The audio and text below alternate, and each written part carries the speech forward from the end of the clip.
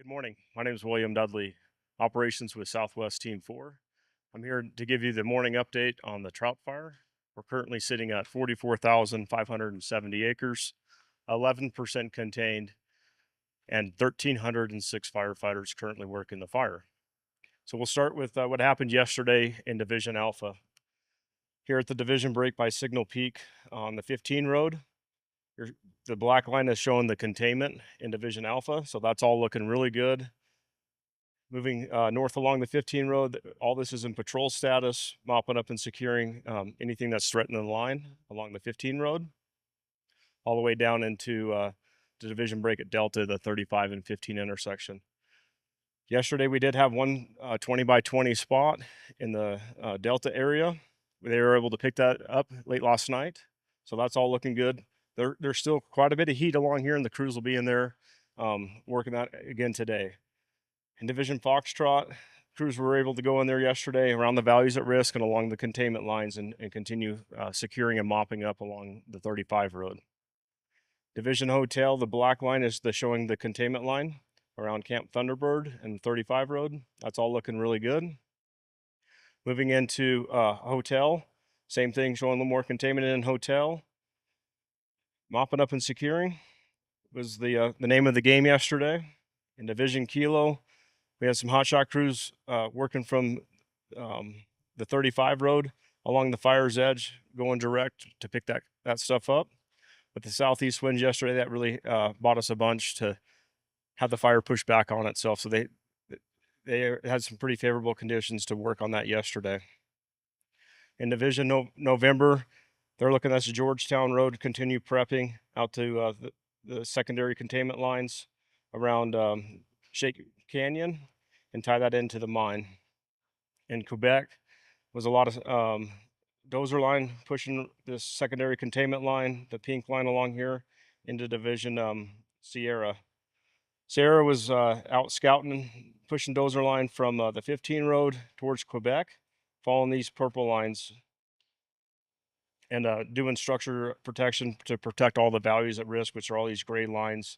One of them being that big tree and a lot of the spring boxes that feed Fort Bayard down here to the south. Division Whiskey, they finished the prep along the 15 road with the masticators as the secondary containment line, and the crews were also able to come into the Signal Peak area and start picking up the fire's edge, working from west to east. They also got in here late last night into the Lockyard property and protected some of the values at risk down here on the private. Structure group was we have 3 of them. They were all in patrol status, working with all the divisions, making sure that the values along the 35 road were protected. And with that, I want to bring in our weather meteorologist to talk about what the outlook is for the weather and what we're looking at for the changing conditions with the weather. Hey, thank you, William, and good morning, everybody. My name is Tom Bird. I'm an incident meteorologist here with the team. I'm from the National Weather Service down in Santa Teresa, New Mexico. And you'll see here on this chart, we've got a second meteorologist here, an IMET trainee. So you'll see either myself or him from this point going forward. To tell you how we got where we are today, we'll go back a little bit. From the start of the fire till now, really, we've been mostly dealing with very typical late spring, early summer, mid-June conditions. And this is the hottest, driest time of the year across this part of the country. And in addition to that, going back six months and beyond, we've had a pretty incredible precipitation deficit across the region. The forest has 8 permanent weather stations, and they have been going back to 6 months ago running at about only 18% of precipitation that they should have been getting. So huge deficit in precipitation, very dry conditions that affects how dry the fuels are.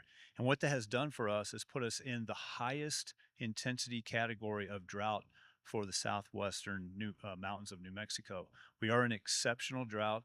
There's only a couple other places in the entire country as dry as we have been the last 6 months. So that's kind of where we've been. The exceptions have been Monday and Tuesday of this past week, where we elevated those fire weather conditions. They became critical and extreme when we added a lot more wind on the fire, kept it exceptionally dry with single-digit relative humidities. So I'm going to step back and we're going to show you this weather matrix that we make for the team every day. And what this is an aid for operations to help keep the folks out on the field in the line safe, and also to help with tactical decisions so that they can make the most successful decisions possible going forward.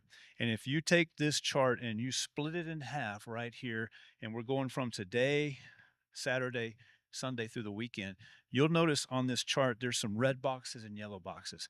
That means the conditions that we're looking at for either sky conditions, temperatures, relative humidities, winds, chances of rain and storms, they're either critical or extreme, meaning it's not very favorable for fighting fire. So for today, we have another very dry day, a warm day.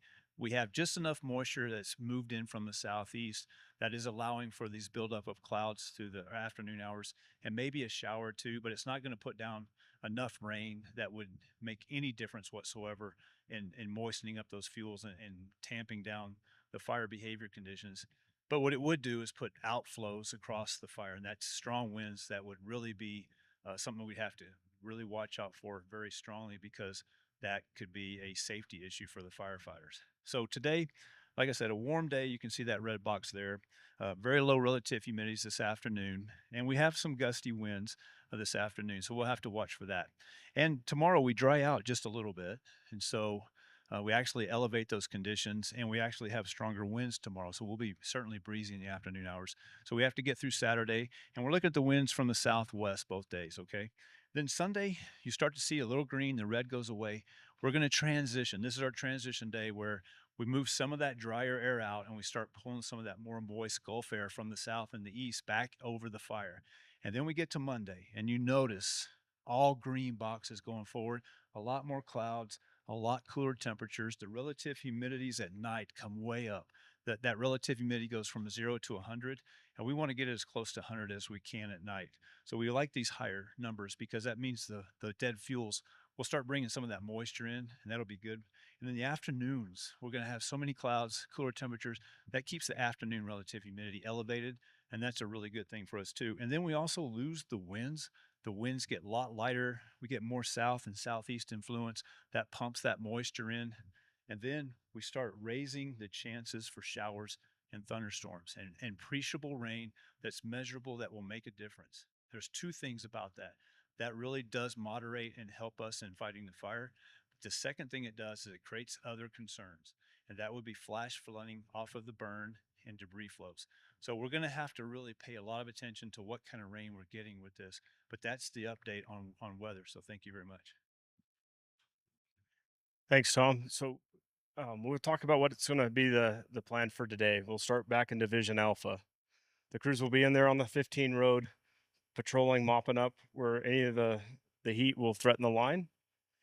Moving into Delta, continue getting more depth of mop up along the back half of all the property and all the holding features in Delta. And Foxtrot will be the same as Delta. Uh, more mop up and securing along all the values at risk along the 35 road. In Division Hotel, continue mop up and securing all the values at risk along the 35 road. Division Kilo is going to still continue direct attack along the fire's perimeter, securing the fire's edge over and into Division November.